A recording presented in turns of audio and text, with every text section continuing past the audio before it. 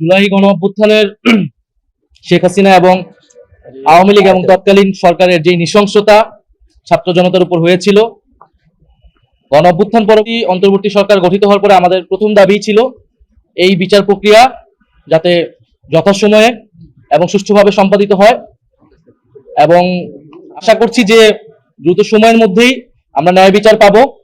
এই মামলা, শেখ হাসিনার এই মামলা হয়তো আমি শেষ সাক্ষী, আমার স্বাক্ষর নেওয়ার পরেই এই মামলাটা রায় যাবে।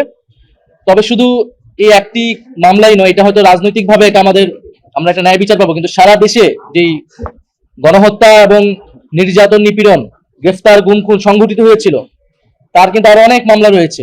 ফলে বিচার প্রক্রিয়া কিন্তু একটা দীর্ঘ সময় ধরে আসলে চলবে তার প্রক্রিয়া অনুযায়ী। ফলে নির্বাচনের পরেও যাতে এই বিচার প্রক্রিয়া কোনোভাবে বাধাগ্রস্ত না হয়, সেজন্য এই ট্রাইব্যুনাল এবং অন্যান্য যে বিচার প্রক্রিয়া রয়েছে সাধারণ কোর্টে, সেটা যাতে অব্যাহত থাকে সেই প্রতিশ্রুতি আমাদের এই সরকারের পক্ষ থেকে, সেই একটা রোড ম্যাপ আমরা জানিয়েছি, এবং সকল রাজনৈতিক দলের পক্ষ থেকেও সেই কমিটমেন্ট, তাদের সেই ইস্তিহারেও যাতে সেটা থাকে, এটা আমাদের ভিডিও প্রত্যাশা। ভালো লাগলে একটা লাইক কমেন্ট দিও আর সাবস্ক্রাইব করতে ভুলো না। ধন্যবাদ।